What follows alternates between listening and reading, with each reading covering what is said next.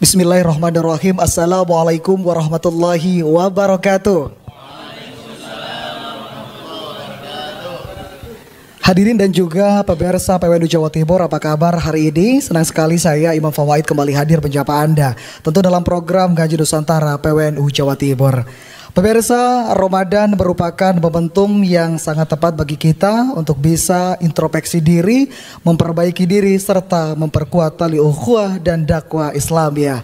Tentu melalui tema yang begitu luar biasa kali ini, yakni Ramadan bulan dakwah Nahdiyah, mengingatkan kita bahwa Ramadan bukan hanya tentang puasa dan ibadah pribadi, melainkan juga merupakan kesempatan emas untuk menyebarkan kebaikan dan dakwah Islam sesuai dengan spirit Nahdlatul Ulama yang selalu menjunjung tinggi Islam yang rahmatan lil alamin.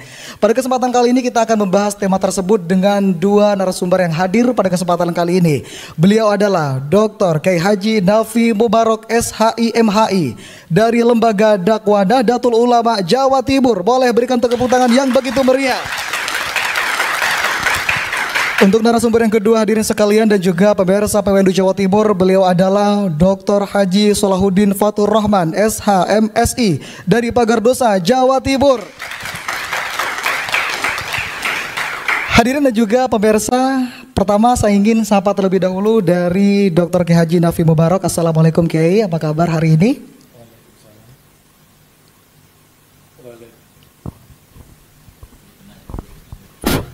Waalaikumsalam warahmatullahi wabarakatuh. Alhamdulillah sehat selalu dan alhamdulillah masih kuat berpuasa. Alhamdulillah, tabarakallah. Sebelum ditanyakan gitu ya. Iya.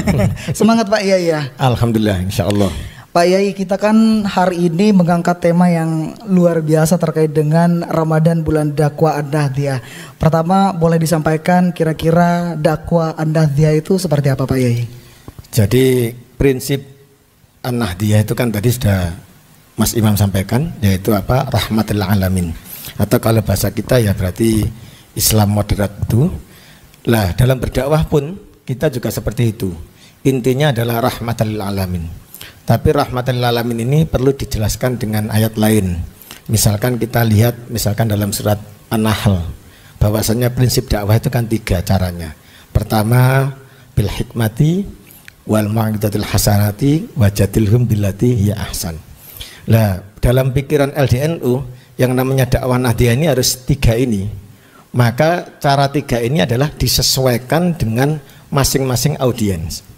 Dan ini sudah menjadi budaya kita, budaya NU ini. Kalau biasanya kita bicara pondok dulu ya, mungkin sekarang juga sebagian seperti itu. Ketika dulu zaman pondok sebelum tahun 80-an, kan pondok itu belum ada lembaga formal, banyak seperti itu, sehingga banyak kalau Ramadan itu libur. Tapi justru itu beberapa santri yang senior, apalagi ustadznya, apalagi kiainya, itu malah tidak libur. Mereka malah ada yang ditugaskan ngajar semakin banyak, ada juga yang malah kepingin mondok di tempat lain dan sebagainya. Itu sebenarnya adalah model belajar atau dakwah dari kiai-kiai kepada orang-orang yang mengerti. Sehingga Pak, kalau orang yang sudah mengerti maka cara mereka didakwai ya mengaji kitab sebanyak-banyaknya.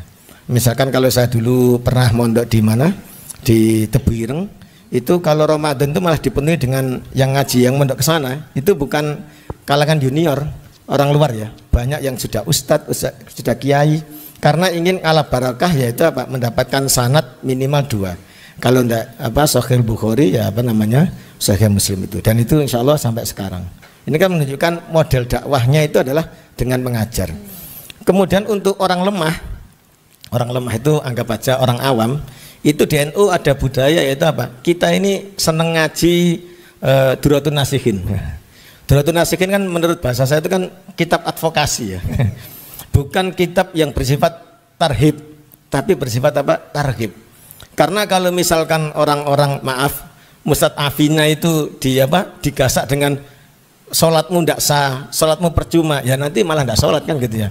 Justru yang bisa itu mereka diberikan motivasi. Bahkan di kitab Duratun Nasihin itu ada, yaitu keistimewaan Ramadan mulai hari pertama sampai hari terakhir ya. Dan ini saya pikir tidak untuk santri. Kalau santri ya tidak itu ya. Tapi ini untuk kalangan awam itu penting sekali. supaya mereka itu semakin semangat dalam apa menjalankan ibadah, nah, gitu loh. Kalau mereka sudah ditakut-takuti, ya kan, hati-hati puasamu tidak sah, hati-hati Ramadan seperti ini, ya mereka semakin meninggalkan kita. Nah ini salah satu bentuk dakwah an-nahdiyah, yaitu disesuaikan dengan kondisi audien. Kalau audiennya pinter ya jak hataman aja gitu loh ya. Tapi kalau audiens seperti itu diberi semangat supaya mereka betul-betul meramaikan Ramadan ini. Dan kita lihat ulama-ulama, kiai-kiai, ustadz-ustadz NU, kalau biasanya Pak Ramadan ini kan tanggapannya kan laris gitu ya. Nah itu kalau ke musola, ke masjid, buka bersama, itu kan pegangannya mesti, ya bukan mesti ya, 70%, 80% ya apa namanya, Duratun Nasihin itu. Dalam rangka mengadvokasi mereka, supaya mereka lebih semangat lagi. Jangan sampai mereka semakin jauh gara-gara apa? Dikatakan perbuatan musalah, perbuatan batal dan sebagainya.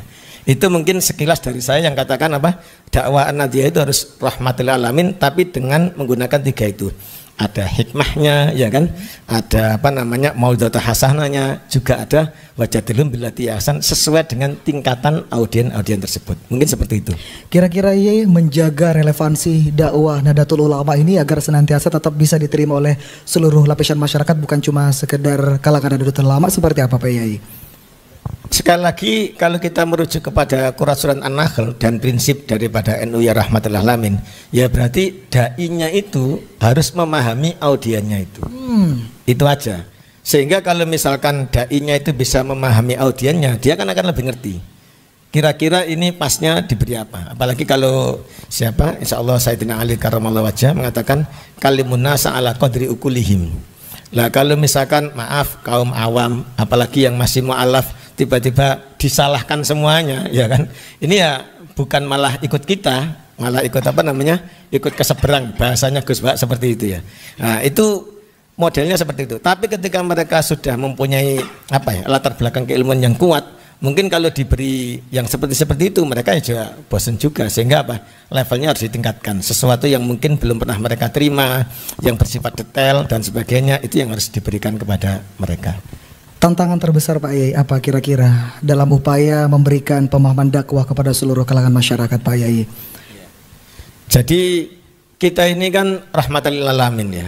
Rahmatan lil alamin itu ya kadang kalau apa namanya kurang tegas itu juga kurang bagus. Kita ini kan punya prinsip apa namanya balighu anni walau ayah ya. Sampaikan kepada masyarakat walaupun 1 ayat. Lah ini kadang-kadang ini tidak diimbangi dari skill yang dimiliki oleh apa namanya dai-dai itu. Andaikan dai-dai itu tadi ya, prinsipnya skill itu bukan berarti kok harus alim dan sebagainya. Itu mungkin penting. Tapi yang lebih penting itu pemahaman tentang ilmu dakwahnya itu atau ilmu komunikasi terkait dengan memahami audien ini tingkatnya seberapa dan butuh apa, sehingga sajian masakan dakwah yang disampaikan kepada mereka itu bisa tepat sasaran. Gitu aja. Berarti sanad keilmuan pendakwah itu sebenarnya harus sudah dibuktikan, harus dicek terlebih dahulu, betul Pak Yai? Jadi bukan tentang materinya ya, bukan materi dakwahnya. Kalau materi dakwah bisa berjalan lah.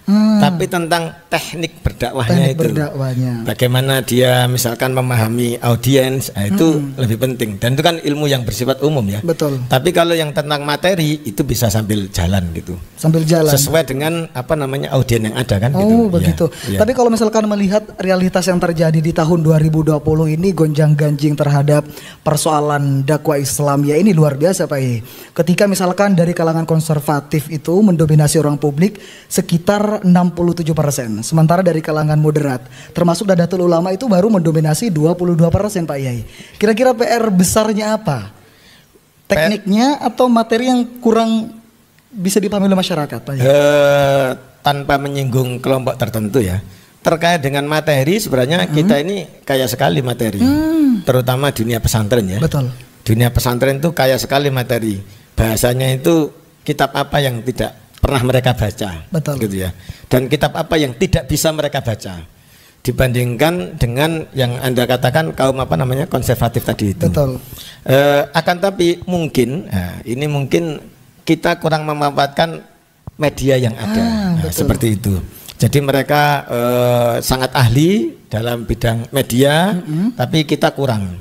Tapi bagi saya ini langkah positif ya. Kita bisa fastabiqul khairat, Satu ya termasuk alhamdulillah sudah banyak yang berdakwah. Tapi yang kedua tinggal kita membetulkan. Karena kalau maaf ya, kalau konservatif ini teruskan, padahal permintaan pasar terkait dengan materi dakwah semakin tinggi, mereka tidak bisa mengimbangi. Akhirnya kan nanti yang dikhawatirkan hadis nanti juga keluar. Bahasa saya itu apa? Ya agak keras ya. Dolun mudilun tadi itu. Sedangkan kaum santri ini perlu memberikan apa namanya pencerahan terkait mana yang betul dan mana yang tidak. Kan sudah sering terjadi viral sesuatu yang disampaikan tidak benar. Bahkan Yun Sewu menulis Arabnya juga apa namanya. Nah, tapi dari satu sisi tentang misi dakwah mereka, semangat dakwah mereka, kita beri apresiasi lah. Cuma kan tetap harus terus apa namanya belajar. Lah kalau kita sebagai kaum Nahdiyah, ya kita tingkatkan jaringan kita, networking kita juga terkait dengan penggunaan media terhadap kita ini. Mungkin seperti itu. Baik, Pak Yai, saya geser dulu ya ke Kiai Salahuddin. Dengan pertanyaan yang sama Pak Yai, kira-kira pandangan jenengan itu terkait dengan dakwah Nahdiyah itu seperti apa Pak Yai? Terima kasih. Ini pas lengkap ini forum ini dihadiri oleh mungkin narasumber yang tepat. Saya mewakili aliran hitam karena pakai baju hitam, dan kemudian beliau dari LDNO mewakili aliran putih. Jadi kan tepat sudah. Yang dibicarakan terkait dengan dakwah. Saya mewakili teman-teman pencak silat, beliau mewakili pencak ilat. Ya, dakwah itu kalau tidak dengan ilat kan tidak. Hati paling tidak pesilat lidah untuk teman-teman dari LDO dan kami ini yang pencak silat yang mungkin kaitannya dengan kanuragan, dengan fisik dan sebagainya. Sehingga kalau menurut persepsi teman-teman atau bahkan kami, dakwah yang dilakukan oleh komunitas, oleh kelompok yang selama ini ada pada kami ini, konsepnya adalah menggabungkan tiga komponen barangkali. 1 fikroh, 2 harokah, 3 amaliyah. Dan ini ada pada kami, ada pada Pagar Nusa. Jadi bagaimana teman-teman dan adik-adik kita ini secara fikroh, secara konsep, ideologi, pemahaman terkait dengan ahli sunnah wal jamaah ini harus kita tanamkan sebagai bentuk model dakwahnya. Kemudian melakukan sebuah harokah, gerakan bisa melalui fisik, bisa juga melalui action program real yang terjadi di beberapa cabang, yang itu mungkin beda-beda dan bermacam-macam bentuknya. Dan yang terakhir adalah amaliyah. Amaliyah ini yang memang harus kita pertahankan, karena yang punya amaliyah, yang punya karakteristik ya hanya Nahdlatul Ulama. Bahkan yang saat ini akhir-akhir ini sudah mulai banyak yang mempersoalkan. Padahal hal itu sudah cukup lama, mulai ya mengajak diskusi lagi lah. Padahal kami sudah tidak berpikir untuk masuk ke ranah itu. Karena apa? Kita sudah konsentrasi pada pengembangan dan dakwah yang harus kita lanjutkan dari apa yang sudah dicetuskan oleh para muassis Nahdlatul Ulama. Sehingga kami akan konsentrasi pada tataran itu, bagaimana teman-teman ini dari aspek ideologi fikrohnya harus kita perdalam. Dan kami sepakat, ini forum yang tadi saya katakan luar biasa. Teman-teman kami mulai dari tingkat wilayah sampai mungkin tingkat anak ranting butuh sinergi dengan teman-teman LDNO untuk diberikan pemahaman ya, karena dakwah ini jangan kemudian hanya diartikan naik panggung pegang mic, tapi kita punya pasukan sampai di tingkat bawah, maka perlu ada konsep real ya tadi yang kami katakan fikrohnya harus diperkuat, ideologinya, keyakinannya tentang ahli sunnah wal jamaah, tentang perjuangan para muassis Nahdlatul Ulama. Yang kedua, teman-teman ini sudah biasa gerak, sudah biasa action, cuman actionnya terarah apa enggak? Kalau tidak terarah, belarah kan gitu kan, tapi kalau terarah jadi genah. Nah, maka ini harus kan. Ya, saya juga merasa bangga kalau hari ini nanti kemudian kita akan ada sinergi antara Pagar Nusa dengan lembaga dakwah. Ya, kemudian kita bisa berjalan bersama-sama. Lah amaliyahnya tinggal kita ukur saja. Yang konsisten di dalam mengakukan amaliyah ini yang mana? Mohon maaf kalau saya harus sedikit menyinggung Jombang. Jombang itu kan tempatnya muassis Nahdlatul Ulama. Saya berani karena saya orang Jombang. Ya, muassisnya kan ada di Jombang. Tapi dari pondok pesantren pendiri Nahdlatul Ulama itu memiliki karakteristik yang berbeda. Kalau Tebireng hampir lebih kepada konsep ideologi keyakinannya yang tadi beliau sampaikan, keilmuannya, bagaimana keilmuan itu ditanamkan dan kemudian dididik dan diberikan kepada ini. Tapi kalau seperti Denanyar atau mungkin Tambak Beras barangkali itu lebih pada harokahnya. Coba kalau ngurusi organisasi, apa meneh lain organisasi, partai politik misalkan, oh jagonya, lo kan gitu kan? Ini karakteristiknya berbeda. Perwilayah. Iya, per wilayah punya segmen yang berbeda-beda. Apakah itu menjadi tantangan tersendiri Pak Yai? Ini yang harus menjadi kajian. Konsepnya bagaimana kok kemudian memiliki karakteristik yang berbeda padahal semuanya adalah Nahdlatul Ulama. Nah, beda lagi dengan Amaliyah. Coba dilihat, mau ke Tebireng, mau ke Tambak Beras, mau ke Denanyar misalkan, berbicara Amaliyah itu tidak bisa konsisten setiap hari. Yang namanya Amaliyah kan setiap hari harus dilakukan. Wong tahlilan aja nunggu orang mati kok. Kalau nggak mati nggak tahlilan kan begitu kan. Andai kan tahlilan ya 1 bulan sekali, 1 minggu sekali dan sebagainya. Padahal harusnya dilakukan oleh Nahdliyin atau oleh kita ini secara kontinu. Nah ini kalau saya agak sedikit tadi ya berani mengkaji apa yang ada di Jombang. Coba kalau itu kemudian menjadi sebuah satu yang itu ada di Nahdlatul Ulama. Makanya Pagar Nusa berusaha memberanikan diri 3 konsep yang tadi kami akan bentuk dakwah an-Nahdliyah itu adalah fikroh, harokah, dan amaliyah harus ada dan menjadi satu, tidak terpisah-pisah dari satu kelompok atau mungkin satu pesantren, tapi semuanya harus dilakukan. Dan itulah dakwah yang mungkin hari ini atau saat ini menjadi konsep dan pemikiran kita bersama. Mungkin gambaran kami adalah itu terkait dengan dakwah. Iya, kira-kira tantangan terbesar di era teknologi yang semakin maju ini seperti apa Pak Yai? Iya, kalau teman-teman Pagar Nusa disuruh bicara tentang teknologi memang kelemahannya itu. Kalau disuruh gelut ya paling depan sendiri. Kan itu kan, ini kalau bicara tentang kemampuan kecanggihan, tapi jangan dikira bahwa teman-teman kita ini tidak mampu terkait dengan IT. Bahkan sistem pertandingan saja di Jawa Timur yang sudah memegang ini atau yang sudah punya kemampuan lihat di dalam penilaian itu alhamdulillah saat ini dipegang oleh Pagar Nusa dari aspek IT. Luar biasa. Yang lainnya belum punya alatnya atau sudah punya alatnya tapi tidak punya SDM-nya. Lah Pagar Nusa ini punya SDM-nya tapi alatnya nggak punya.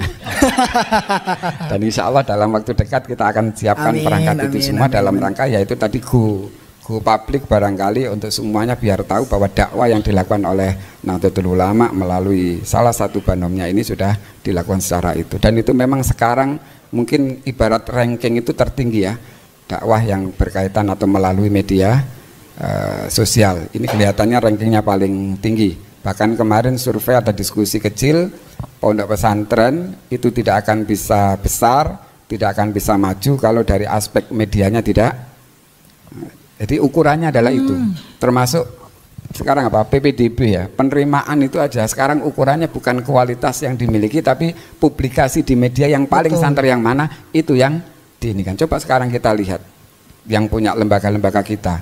Di saat kita tanya ke Mbak Google atau AI itu yang muncul, mohon maaf barangkali rata-rata bukan milik kita yang nomor 1, nomor 2. Padahal apa? Mereka jangan ibarat jamaah, anggota atau mungkin santrinya dibandingkan dengan yang punya kita ini masih di bawah itu. Tapi kenapa? Karena mungkin kita masih belum menguasai tentang media itu. Solusinya Pak Yai kira-kira? Ya edukasi. Edukasi ya? Edukasi. Harus kita secara masif kepada adik-adik kita, kepada beberapa elemen harus kita gencarkan dan harus ada yang fokus untuk ngurusi itu. Dan tolong jangan dibebankan kepada Pagar Nusa. Karena Pagar Nusa pada segmen yang lain. Oh iya. Pak Yai, kalau misalkan kita berbicara terkait dengan Pagar Nusa, khususnya juga anak-anak muda dan Nahdlatul Ulama yang bergelut di Pagar Nusa, kenapa penting untuk bisa mempelajari dakwah Nahdliyah dan juga menyebarkannya kepada halayak luas Pak Yai? Alhamdulillah ini sekaligus jawaban ini sambung dengan apa yang barusan diputuskan oleh pengurus wilayah Nahdlatul Ulama yang baru tadi siang kalau tidak salah memutuskan bahwa Pagar Nusa diamanahi untuk menempati dan mengelola markas besar ulama yang berada di Waru. markas besar ulama yang menjadi markas besarnya Pagar Nusa. Ini sebuah tantangan yang tidak kecil barangkali untuk menjaga keberlangsungan sejarah, bahwa adanya bangsa ini tidak lepas dari sumbangsih para ulama kita, para pejuang kita, para muasis kita, dan salah satu momentum tempat di mana mengatur strategi adalah di markas besar ulama, dan sekarang ini kami diamanai itu. Maka menjadi penting bagi kami untuk menanamkan ini, untuk tidak lupa sejarah, dan untuk nguri-nguri bahkan melanjutkan perjuangan beliau yang mungkin belum selesai. Sehingga kita tidak boleh berpangku tangan, songgo uang barangkali, kemudian hanya sekedar hura-hura, hanya sekedar seneng-seneng atau hanya sekedar main-main, sebenarnya tidak bisa. Maka kemudian terkait dengan pendalaman keilmuan, pendalaman olah fisik, olah kanuragan dan sebagainya menjadi bagian yang harus kita siapkan. Karena tanpa itu dulu tidak akan bisa. Jangan dikira Mbak Wahab, Mbak Hasim, Mbak Bisri itu tidak punya kemampuan lebih dalam hal olah kanuragan, olah fisik.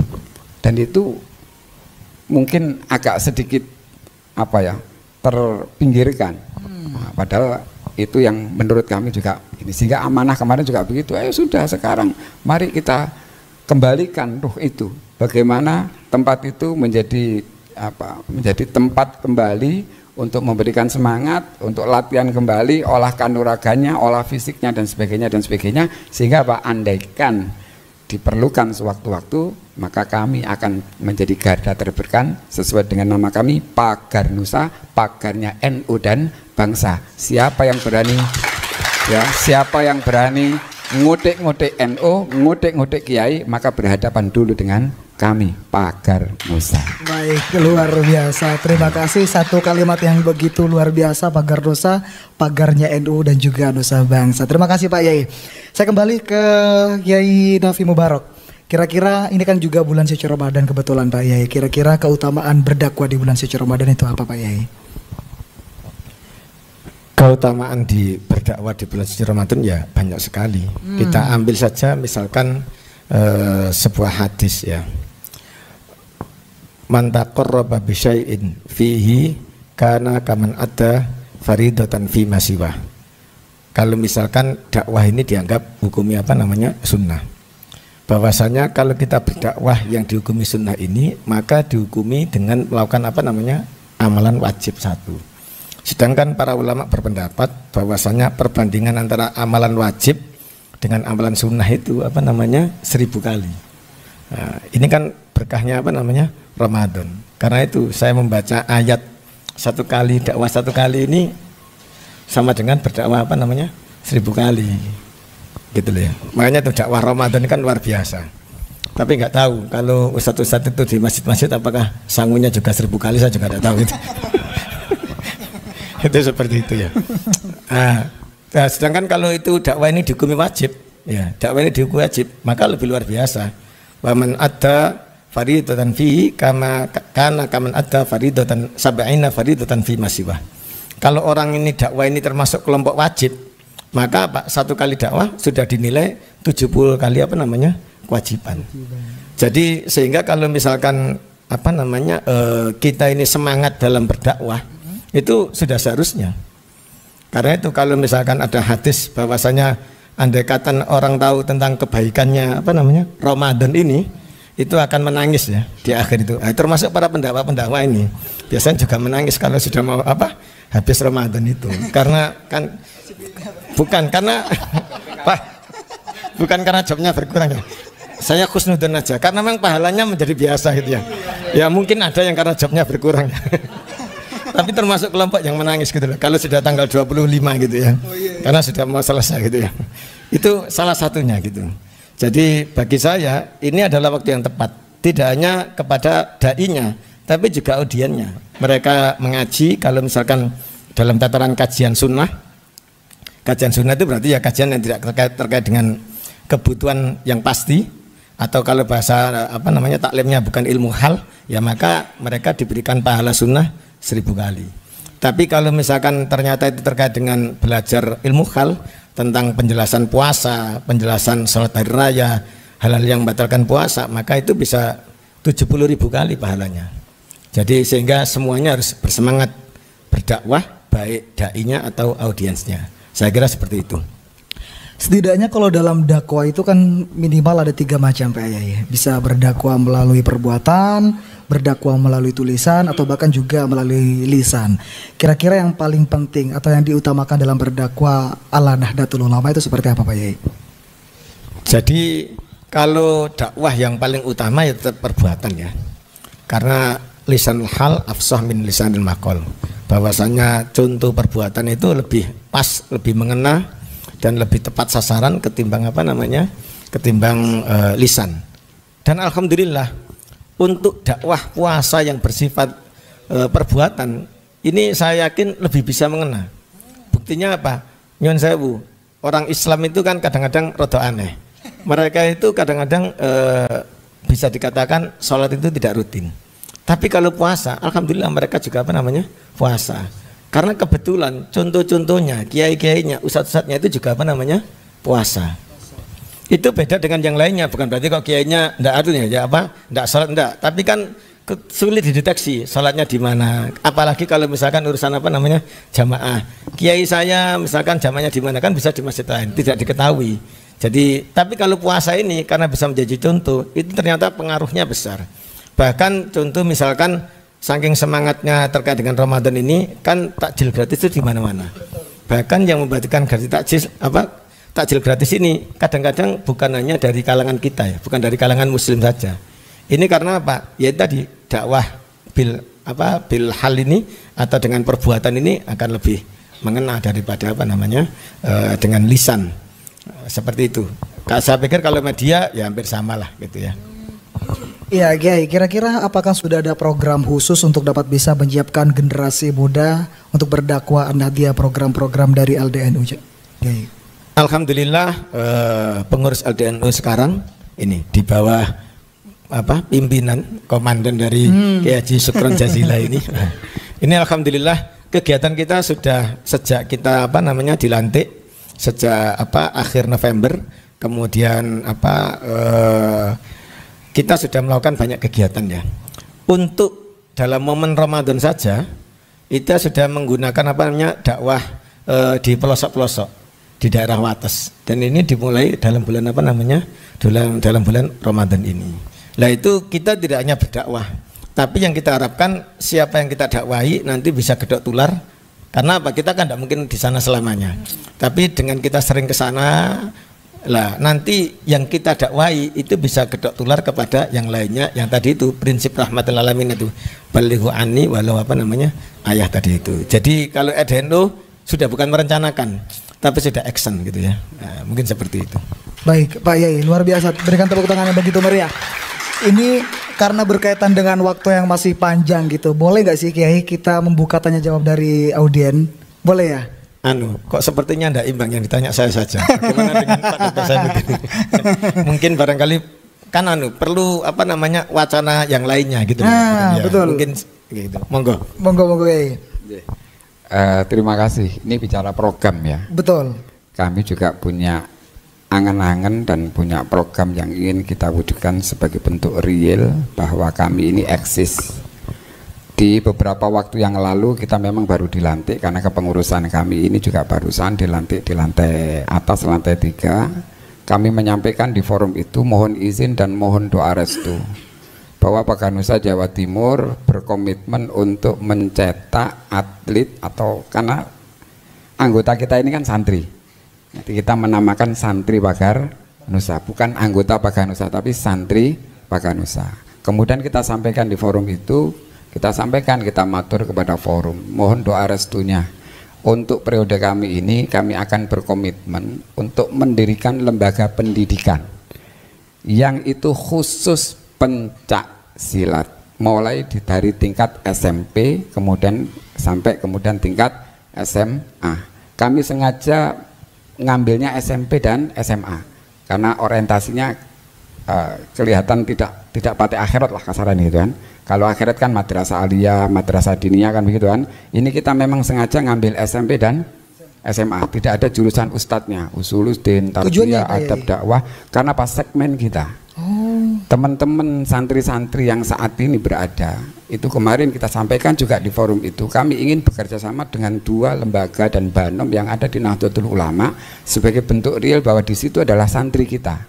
Satu LP Ma'arif. Kenapa kami mau melakukan ini dengan LP Ma'arif? Karena apa? Lembaga pendidikan di bawah naungan LP Ma'arif nyata-nyata yakin bahwa itu mesti Nahdlatul Ulama, dan harus di dalamnya ekstrakurikulernya pencak silatnya harus Nahdlatul Ulama, yaitu pagar Nusa. Tidak boleh tidak, berarti harus. Yang lain kalau ada mohon izin barangkali harus kulo nuwun untuk meninggalkan. Kenapa? Satu-satunya pencak silat perguruan yang ada di Nahdlatul Ulama hanya pagar Nusa. Maka kami berusaha untuk masuk di lembaga pendidikan LP Ma'arif. Yang kedua RMI.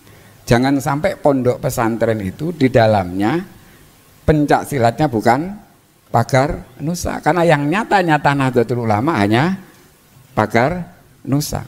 Dan kalau seandainya lembaga pendidikan Ma'arif kemudian RMI atau pondok pesantren semuanya adalah pagar Nusa, maka tidak usah kita nyari santri, ya kan, untuk open recruitment misalkan bikin spanduk dan sebagainya siapa yang ikut pencak, nggak perlu. Karena apa? Sudah cukup yang ada di LP Ma'arif di seluruh tingkatan sama yang sudah ada di pondok pesantren seluruh Jawa Timur, semuanya pasti pagar Nusa.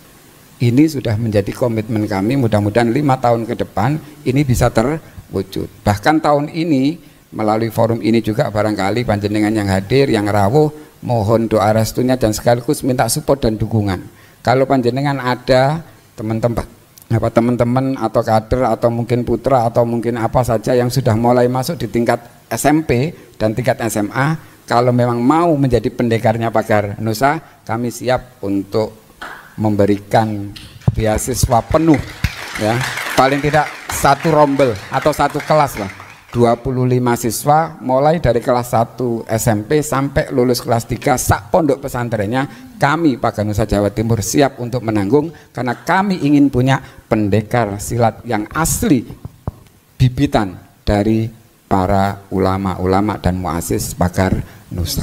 Selama ini belum ada. Belum ada.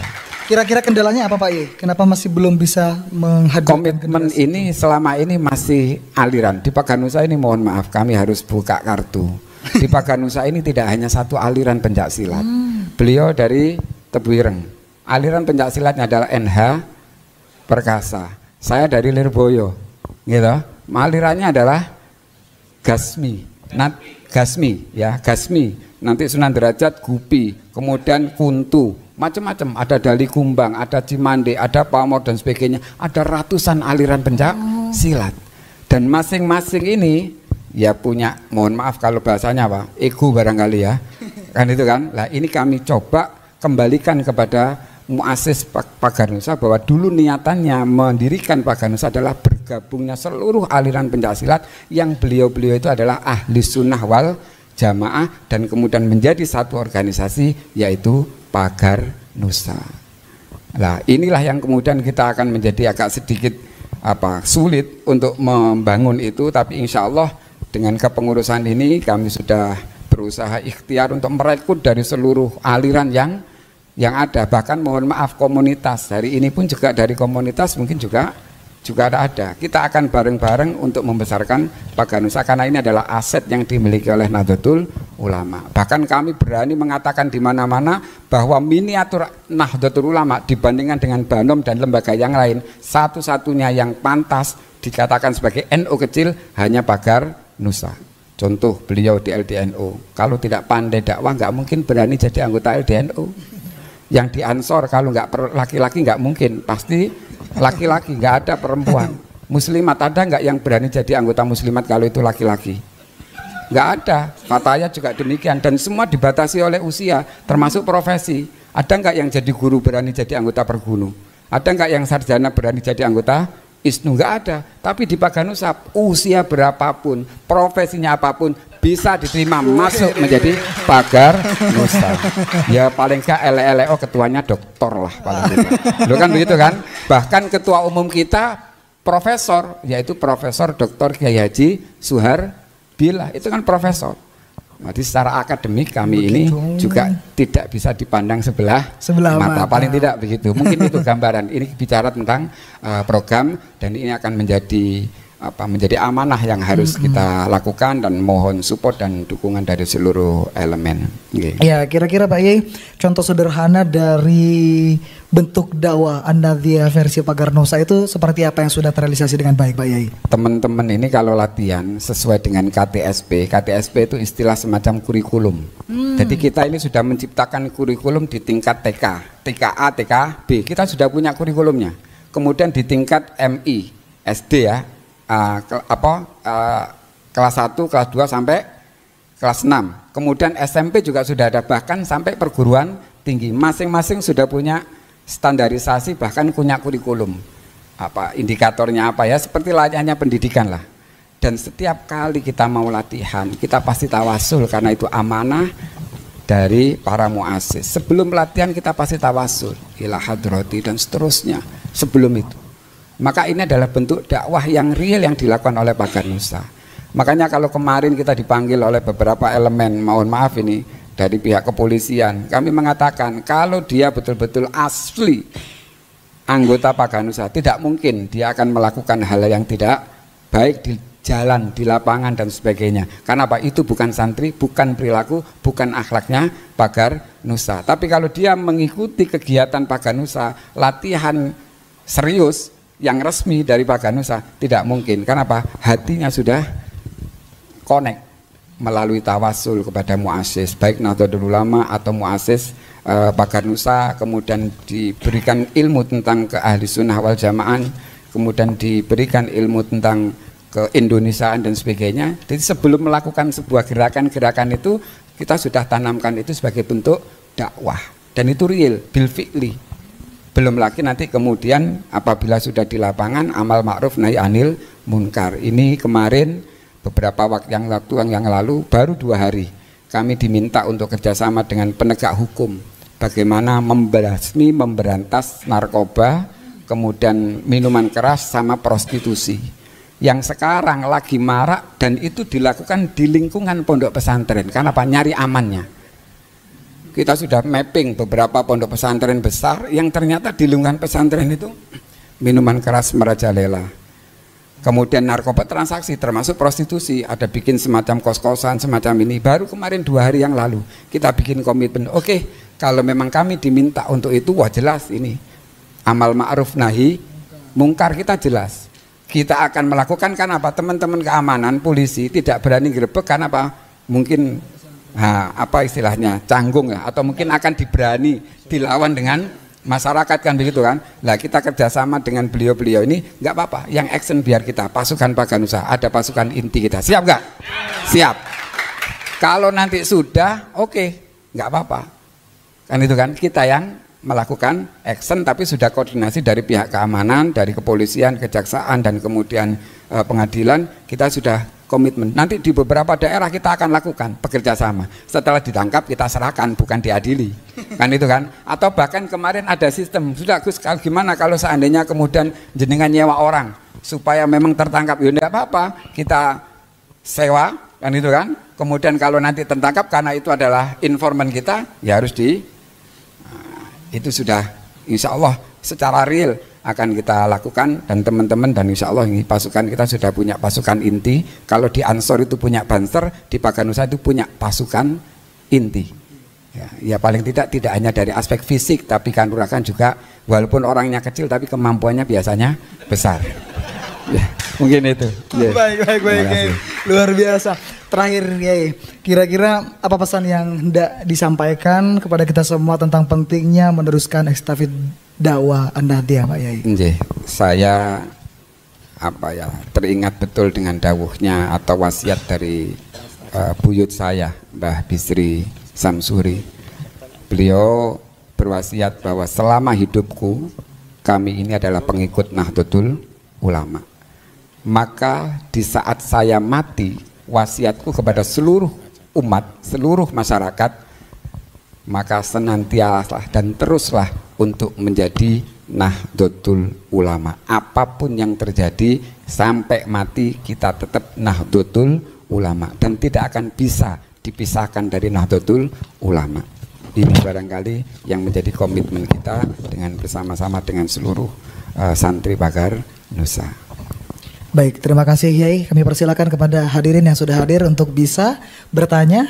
Satu dari adik-adik sekalian, teman-teman, terkait dengan tema yang luar biasa pada kesempatan kali ini. Ada yang mau bertanya? Boleh acungkan tangan teman-teman sekalian.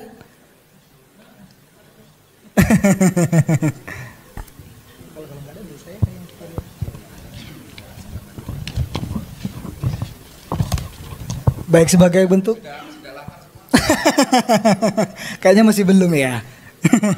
Jadi kalau misalkan kita melihat terkait dengan dakwah Nahdlatul Ulama ini kan harus sambung ya sanadnya kepada para ulama. Kira-kira kenapa penting ini perlu dilestarikan Pak Yai?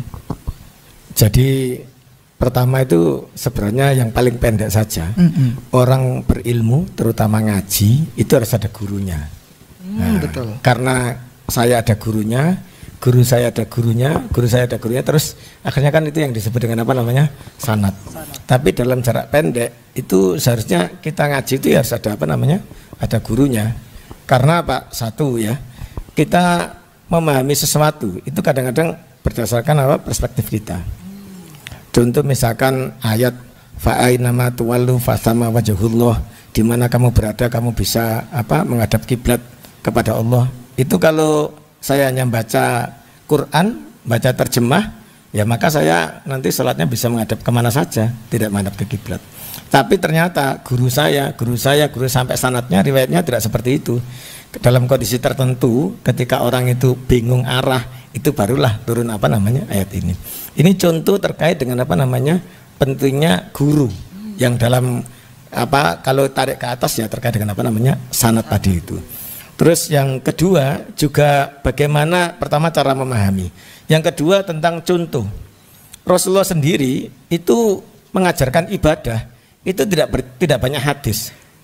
Misalkan kita bicara sholat yang luar biasa, yang katanya faman aqama faqad aqamadin itu kalau kita lihat Qur'annya itu membahas tentang apa? Hanya membahas tentang waktu sholat, ya kan? Hanya justru malah wudhu ada ya. Tapi caranya sholat tidak ada. Tapi Rasulullah langsung mengatakan, "Shollu kama ra'aitumuni usolli." Sehingga Pak ini menunjukkan rasanya Pak pentingnya sahabat berguru kepada Rasulullah. Nah kalau sahabat yang sehebat itu aja harus berguru, apalagi kita ini. Guru tadi yang kalau teruskan sanad tadi itu ya. Terus misalkan kita masalah haji juga tidak begitu banyak ya.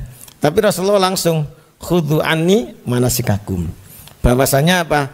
Rasulullah tidak banyak berkomentar. Tapi memberikan contoh-contoh saja. Nah contoh ini kan berarti hubungan murid dengan apa namanya guru.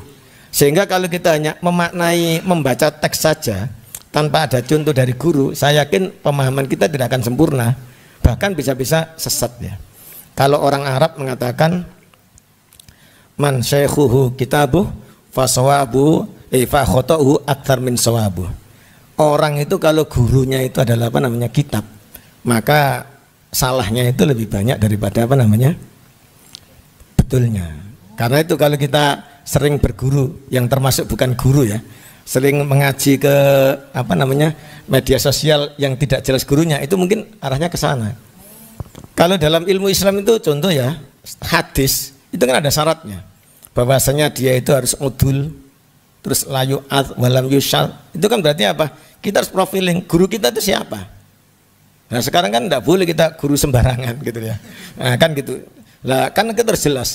Apa jangan-jangan yang ngajar kita sholat malah tidak sholat, yang ngajar kita puasa malah tidak puasa. Kalau kita tidak mengenal siapa namanya guru kita. Siapa yang tidak bisa hanya copy paste hadis? Siapa yang tidak bisa hanya copy paste kitab yang sekarang sudah ada terjemah? Tapi yang terpenting siapa yang menyampaikan itu lebih penting. Lah guru dan itu apa nah? Sanad. Dan saya yakin kalau di Nahdiyah ini atau di NU ini selalu menjaga yang namanya apa namanya? Yang namanya sanad tersebut. Tidak asal-asalan. Seperti tadi kalau hanya sekedar membaca, memaknai kitab Sahihul Bukhari dan Sahih Muslim itu sudah banyak terjemah. Mulai terjemah yang Indonesia, terjemah gandul, sarahnya juga ada dan semuanya. Tapi ini tidak cukup. Kita harus punya sanad siapa yang ngajar kita. Supaya apa? Tidak salah dalam memahami kitab tersebut. Mungkin seperti itu jawaban saya. Terakhir Pak Yai, kira-kira pesan buat seluruh kalangan muslim terutama Nahdlatul Ulama terkait dengan mendebar kebaikan dakwah di bulan Ramadan ini Pak Yai. Iya, jadi bulan Ramadan ini adalah bulan yang istimewa. Kita di sini satu diwajibkan berpuasa. Berpuasa ini adalah termasuk ibadah yang lama. Sehingga kita beribadah mulai subuh sampai maghrib. Dan ini adalah ibadah. Apa keistimewaannya ibadah? Salah satunya doa-doa kita itu mustajab. Atau gampangannya lisan kita itu mustajab. Sehingga kita sebagai umat Islam terutama warga Nahdliyah, maka mulai pagi subuh sampai maghrib kita harus menjaga lisan, menjaga perilaku. Karena apa? Semua apa yang kita lakukan adalah dalam kondisi beribadah dan lisan kita adalah lisan mustajab. Sehingga mari selalu kita tingkatkan kebaikan. Baik, terima kasih Yai. Boleh berikan tepuk tangan yang meriah teman-teman sekalian. Ya, terima kasih sebagai bentuk rasa syukur terakhir dari kami. Ini kenang-kenangan Pak Yai dari Lazis Nujatim beserta pesantren Digipreneur alias Semen Surabaya berupa goodie bag buat Yai, mohon diterima Pak Yai. Kami persilakan kepada teman-teman panitia untuk bisa dibantu.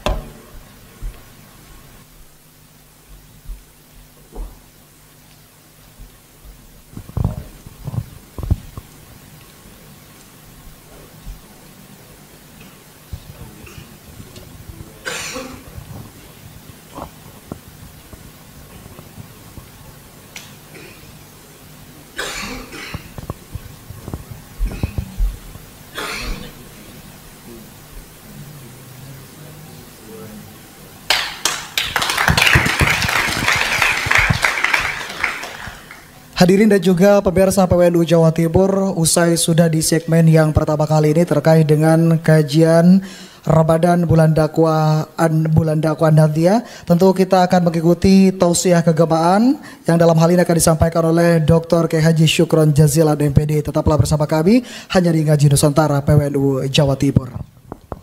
Kakak-kakak hari ini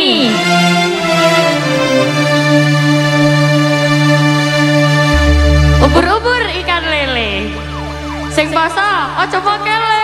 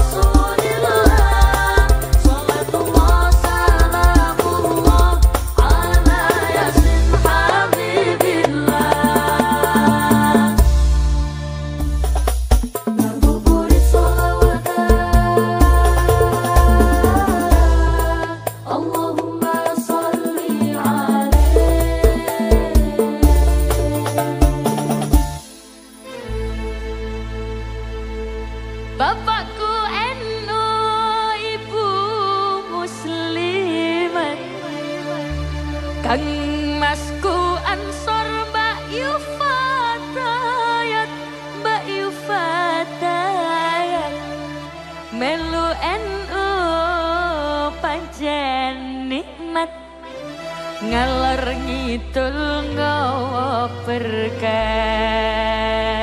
melu NU pancen nikmat ngalor ngidul nggawa berkat Allahumma sholli ala Muhammad.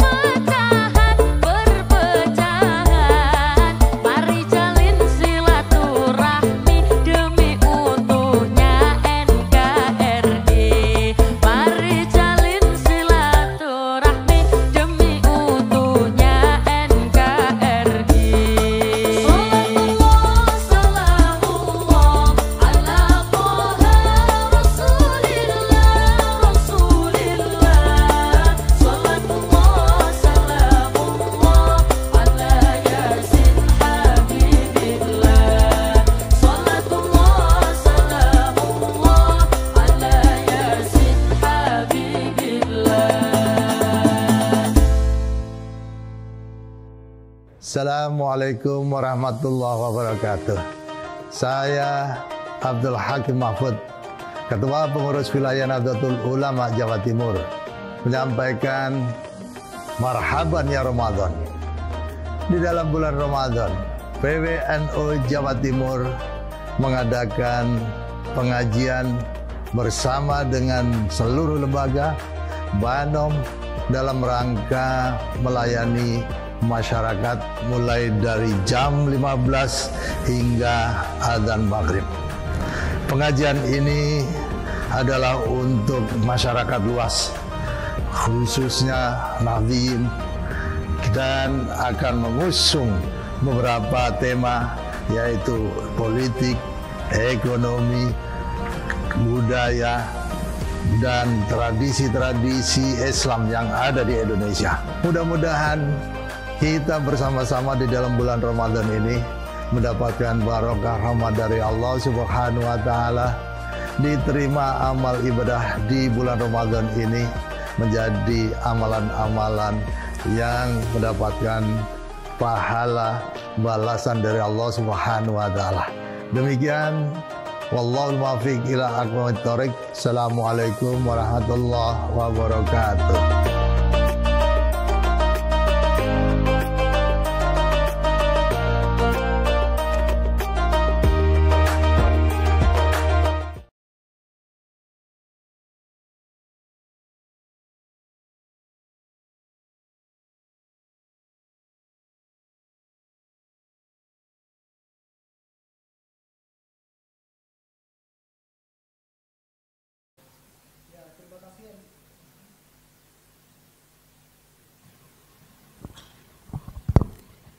Ya, terima kasih Anda masih bersama kami di Ngaji Nusantara PWNU Jawa Timur.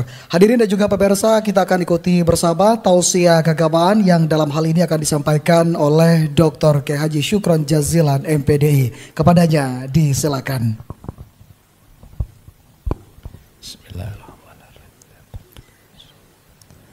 Assalamualaikum warahmatullahi wabarakatuh.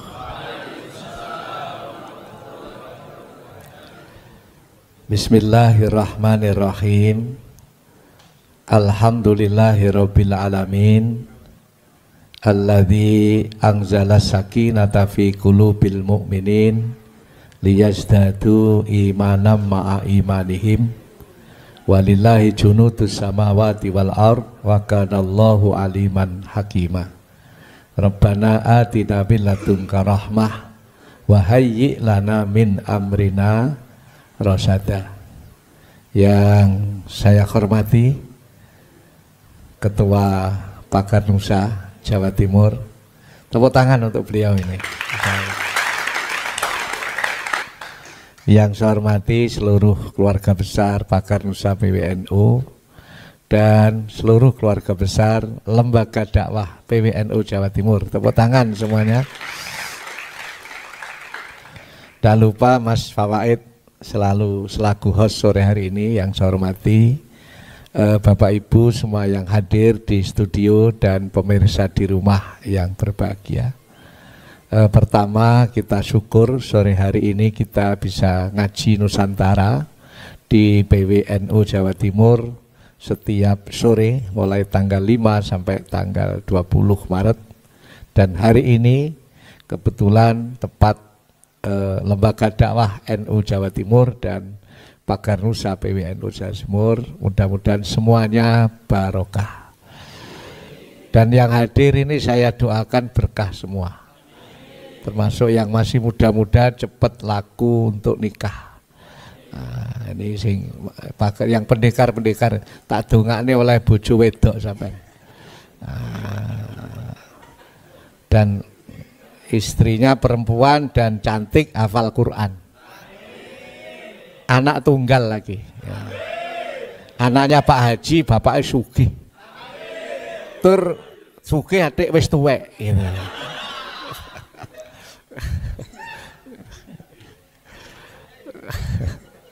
Bapak Ibu sekalian yang saya hormati dan yang dimuliakan Allah, tentu sekarang ini kita sedang puasa, kita syukuri, alhamdulillah. Intinya alhamdulillah. Kenapa? Karena orang itu kalau pandai bersyukur, nikmat itu pasti akan ditambah oleh Allah. Cuma mengimplementasikan syukur ini kan nggak gampang. Ya. Karena ada syukur, ada syakur, ada Orang syukur ada yang selalu syukur hanya karena mendapat nikmat. Tapi ada orang dalam situasi apapun itu selalu bersyukur kepada Allah. Oleh karena itu kalau bahasa saya wis pokok wiritane itu selalu alhamdulillah dalam hidup ini. Apapun yang terjadi. Alhamdulillah, alhamdulillah. Terus nanti akan terjadi satu kenikmatan. Nah, bagaimana kita hidup ini supaya bisa mensyukuri nikmat Allah? Ya kita harus, kalau urusan ekonomi, urusan dunia kita harus undur ilaman duni, melihat orang yang ada di bawah kita. Jangan kita melihat orang terus di atas kita. Tapi kalau urusan ibadah, undur ilaman fauqi, lihatlah orang yang di atas kita. Dan ini sering kita lupakan Bapak Ibu sekalian. Di era modern, di era Gen Z ini, rasa syukur ini rasa-rasanya semakin lama semakin hilang. Termasuk saya sampaikan kepada para ustadz, wis ana sing ngundang iku wis alhamdulillah. Wis gak usah njaluk macem-macem. Milih-milih masjid sing gede barang lapo. Malah dititeni iki masjidnya cilik tapi loman, ono barang. Dan aku areke teko iki. Atau mungkin engko terus ngomong, "Oh Pak, syukuran pengalaman iku ngono." Ya pengalaman kan delok sampean iku ngoten. Nah, ini harus kita sampaikan bahwa kita di dalam hidup ini disyukuri saja. Saya sampai punya password kehidupan. Barangkali jenengan kalau mau. Password kehidupan saya itu apa? Hidup ini disyukuri, dinikmati, dijalani, lama-lama selesai sendiri. Tepuk tangan dong. Coba ditirukan sama-sama. Hidup ini pertama disyukuri, terus dinikmati, terus dijalani, lama-lama kok mati sendiri. Kayak saya ngaji, sampai ndak usah ndelok jam, kok maghrib syukuran mandek dhewe pasti. Gak mungkin terus itu. Ngapain? Itu hidup. Apa saja, masalah sebesar apapun sudah tidak akan pernah tidak selesai. Asal kita tetap bersandar kepada Allah Subhanahu wa ta'ala. Ini yang penting. Karena manusia itu kadang-kadang sandarannya itu tidak lari kepada Allah. Sekalipun orang itu sudah pinter ngaji, itu kadang-kadang sandarannya itu tidak kepada Allah, Mas Wawet. Sandarannya kepada akal. Sandarannya kepada dunia. Padahal akal kita ini sangat terbatas. Ya, ilmu kita sangat terbatas. Sebagaimana Allah dawuh, wa ma utitum minal ilmi illa qalila. Aku memberikan ilmu, memberikan akal kepadamu, ilmu kepada kamu, kecuali hanya sedikit sekali. Sangat terbatas.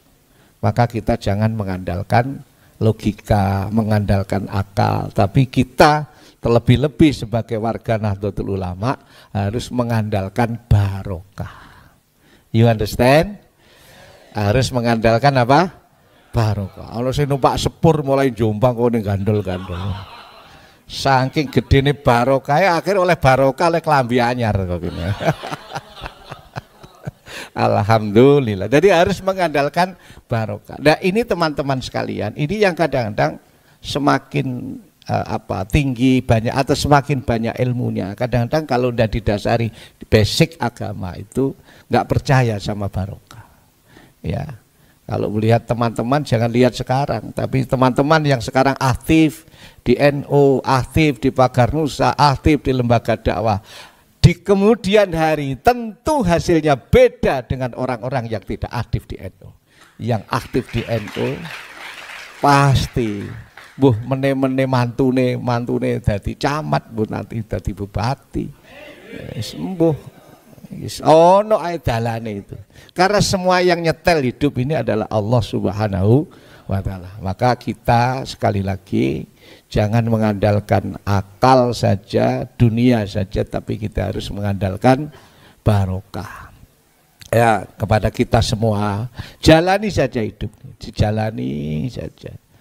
Dan kalau saya dulu punya guru saya itu pesannya gini, kalau pas lagi naik daun, ya naik daun itu jangan lupa, karena daun ini lama-lama ya jatuh, gitu lah. Iki guyon tapi temenan iki.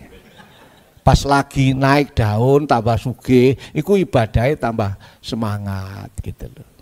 Pas lagi laris, niku aja tambah macem-macem. Ya tambah teko sing ahti, tambah poso, tambah tahajud gitu. Nanti sewaktu saat pas waktu gak enak itu cepet datang pitulunge Gusti Allah. Karena hidup itu kan ada siang, ada malam. Habis malam besok pasti siang. Gak akan mungkin, Pak aku mau malam Pak, awan tok ae Pak, gak bisa. Nggak ada. Saya nggak mau siang Pak, malam tok. Ya nggak bisa. Wes ini isinya hidup itu. Kalau mari awan ya bengi, mari bengi isuk terus awan. Mari seneng ya susah. Mari susah seneng. Ya ngoten niku. Mari seneng engko maro-maro susah terus seneng maneh. Ya ngoten niku. Ayatnya kan begitu. Innama'al usri yusra. Jadi gak enak terus enak. Gitu loh. Cuma menungso niku rata-rata kan mboten purun ngoten Mas Fawait. Karepe iku mari enak terus enak, mari enak. Enak, mari enak. Ngono iku gak ono dalile, Bro. Gak ono. Gak ono. Tepuk tangan, tepuk tangan. Itu gak ono dalile. Jadi urip yo mesti gak enak. Iku terus ora enak. Ya bojo mecucu, mari becucu terus rukun terus meteng maneh. Kan ngono. Ya ngono iku sing nyetel Gusti Allah ngoten. Allahumma sholli ala Muhammad. Maka kita dalam perjuangan ini jadi yang penting ada menginternalisasikan ajaran kepada kita, ini yang penting. Jadi enak gak enak maka kita tolong teman-teman, Bapak Ibu, pengurus di mana saja, pengurus masjid, pengurus musola, pengurus pondok pesantren, pengurus organisasi, apa saja. Mudah-mudahan kita ada enak, ada yang gak enak, tapi itulah hidup. Maka harus kita jalani, kita sandarkan kepada Allah Subhanahu wa Ta'ala. Dawuh nika wa may yatawakkal 'alallahi fahuwa hasbuh. Siapa yang hidup mau menyandarkan dirinya kepada Allah, hatinya, pikirannya pasti akan dicukupi oleh Allah. Urip niki sing glondong ae, Pak. Dilakoni, dilakoni. Dan ternyata ngapunten, ilmu ning nglakoni niku ternyata ilmu niki situk tok, sabar. Napa? Sabar. Ya sabar. Kok meneh kabeh gak cocok ya Pak iki. Ilmu ning nggih niku sabar. Ngopeni pondok sabar, ngopeni santri sabar, ngopeni organisasi sabar, ngopeni anak sabar, ngopeni bojo ya sabar. Karepe anak nu ya dikongkon sregep jamaah ya. Tapi ya wong jenenge anak. Kadang ya gelem, kadang gak gelem. Mosok kalau gak gelem terus diguwak, kan gak mungkin. Ya tetep sabar. Bojo wis dibelanjani terus nyentaki. Ngene mosok ya terus diguwak. Ya dinteni kok lek suwe-suwe mati dhewe. Iki sing guri mesti ngomong kiai ini rada gendeng. Gendeng nang pangeran, alhamdulillah. Gendengnya laris apa mana gak gendeng sama. Kula nate matur Mbak Yai Husain, Mbak Yai, kula niki dos pundi Mbak Yai, ngaji ya gak patek iso biasa-biasa Yai, mondok ya gak tak sawe sampai jeduk ngoten Yai. Quran ya gak apal, paling nggih waduha mengisor Yai. Ya napa jawabe Yai kula, Mbak Yai Husain, gak apa-apa Gus, goblok pokok laris ngono jare. Tak pikir kok ya bener ya. Mau winter tapi gak payu, bolak-balik nang dalan. Allah berfirman. Nah. Gak ono sing ngundang. Bojone diceramahi. Jarene ajur. Wah, makanya sing enak ya sing penting barokah niku. Alhamdulillah. Para hadirin pemirsa TVNO yang saya hormati dan teman-teman sekalian yang berbahagia, jadi kita tetap kuncinya adalah cluenya di dalam menghadapi segala macam persoalan apapun itu kuncinya harus dengan sabar. Sabar itu sabar ya, sabar mau Cuma sabar niki nggih balik lagi gampang tio omong angel dilakoni. Ya belajarlah, belajar sedikit-sedikit. Asmaul Husna kan juga begitu. Asmaul Husna itu ada 99 nama, yang terakhir ya Allah ya Sabur. Ya Allah ya Sabur. Dan kalau kita lihat Asmaul Husna itu Bapak Ibu sekalian, 80% itu nama-nama itu adalah nama-nama yang lembut gitu ya. Jamaliyah. Lembut.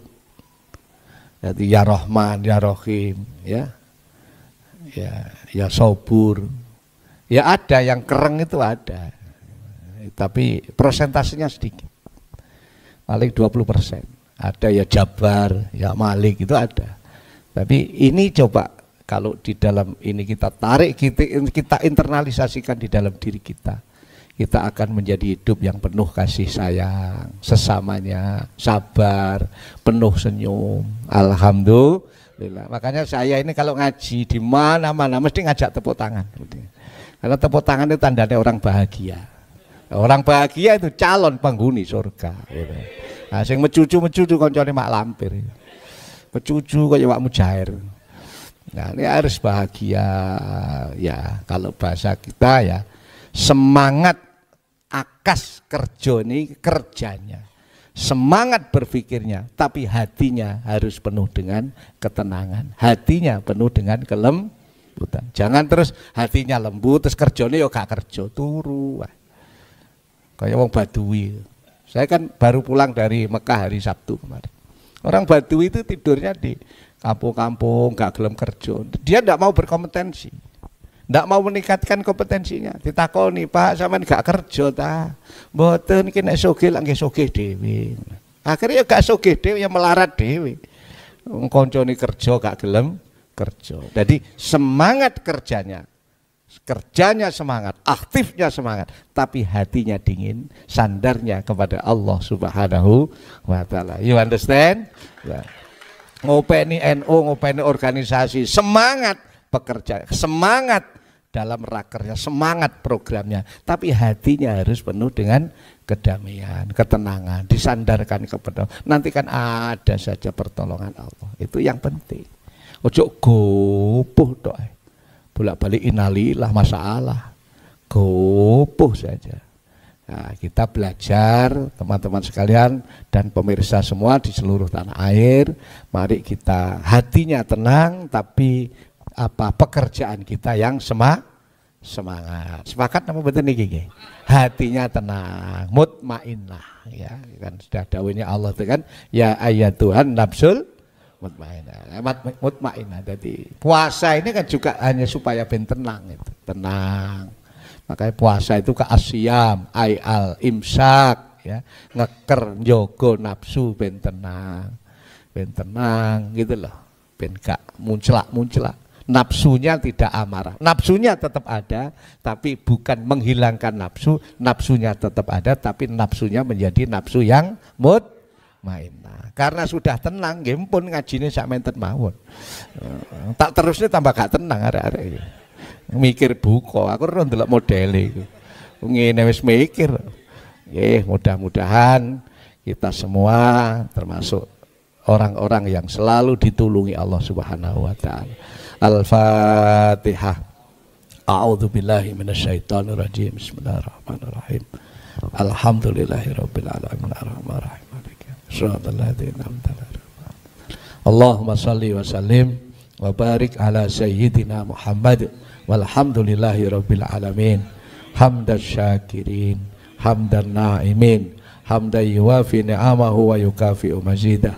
Ya Rabbana lakal hamdu kama yanbaghi li jalalika wa 'azimika sultanik.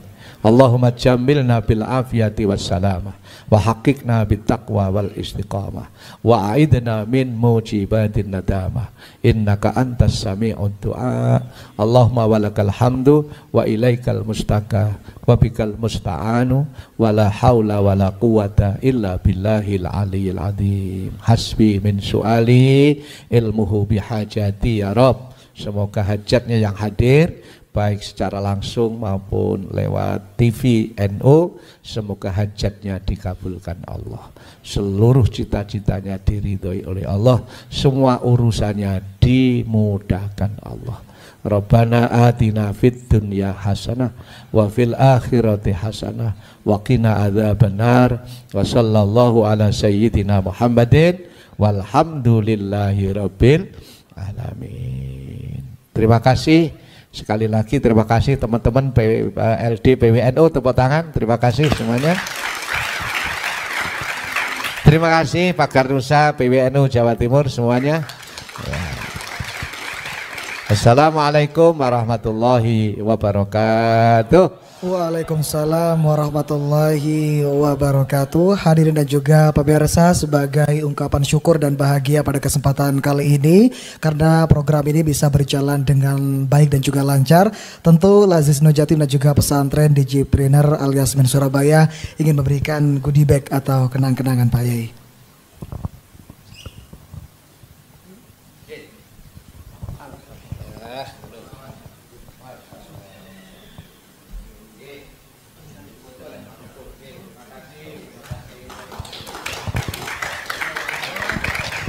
Hadirin dan juga pemirsa, bahwa setiap harinya kami menyediakan buka puasa sebanyak 100 porsi persembahan dari Lazisno PWNU Jawa Timur. Bagi Bapak Ibu hadirin yang hadir pada kesempatan kali ini yang ingin berdonasi bisa langsung ke stand utama atau melalui barcode. Hadirin dan juga pemirsa PWNU Jawa Timur, usai sudah ngaji Nusantara pada kesempatan kali ini, saya Imam Fawaid pamit undur diri. Wassalamualaikum warahmatullahi wabarakatuh.